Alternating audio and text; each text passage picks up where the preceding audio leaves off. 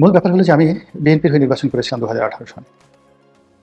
এই নির্বাচন করতে গিয়ে আমি অনেক কিছু হারিয়েছি। আমার একটা পৈতৃক ভিটা ছিল। বহু পুরনো একটা গ্রামে বাড়ি ছিল। সেই বাড়িটিকে বুলডোজার দিয়ে ভেঙে মাটির সঙ্গে আওয়ামী লীগ সরকার মিশিয়ে দিয়েছে।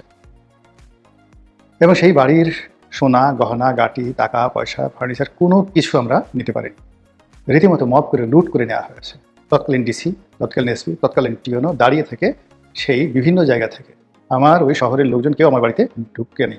অন্য এলাকা থেকে লোক ভাড়া করে এনে সরকারি মদদে এই আমার বাসা লুণ্ঠন করে ফেলা হয়েছে। একটা ইট ছিল না এবং স্পটে দাঁড়িয়ে সেই যে উপজেলা নির্বাহী কর্মকর্তা ইট, বালু, সিমেন্ট, রড থেকে শুরু করে বাসার যত ফার্নিচার সঙ্গে সঙ্গে স্পট ডিসিশন নিয়ে সেইগুলো টেন্ডার করে সেই টাকা উপজেলা ফান্ডে জমা দিয়েছে।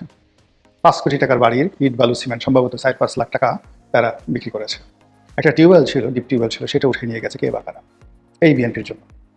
আমার ব্যবসা ছিল, বাণিজ্য ছিল, সমস্ত ব্যবসা বাণিজ্য তছনছ করে দিয়েছে আওয়ামী লীগ সরকার। এবং ফাইন্যান্সিয়াল সেক্টরে আমি যাতে একটু এগোতে না পারি, বিভিন্নভাবে যে মামলা মোকদ্দমাগুলো দিয়ে গেছে, সেই মামলা মোকদ্দমার দায় আমাকে এখনও বহন করতে হচ্ছে।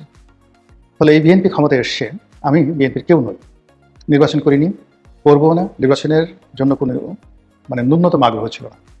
কীভাবে আপনি বলবেন যে আগ্রহ ছিল না? আপনাকে ডাকে নাই তাই দেয়নি। আপনাকে ডাকলে তো, আরে আমাকে ডাকবে কেন? আমি তো যাইনি। বিএনপির কোনো অফিসে ২০১৮ সনের পরে আমি যাইনি। নির্বাচনী এলাকা ১৮ সনের পর থেকে যাইনি। আমার যদি আগ্রহ থাকতো তাহলে আমি যেতাম। কারোর সঙ্গে তো আমি যাইনি, যোগাযোগ করিনি। কিন্তু আমি চেয়েছি তারেক রহমান সাহেব প্রধানমন্ত্রী হোক, চেষ্টা করেছি তারেক রহমান সাহেব প্রধানমন্ত্রী হোক, বিএনপি ক্ষমতায় আসুক। আমার ক্ষুদ্র বুদ্ধি দ্বারা আমার পক্ষে যতটুকু সম্ভব সেই কাজগুলো করেছি। কাজেই তাদের সফলতা আমার কাম্য।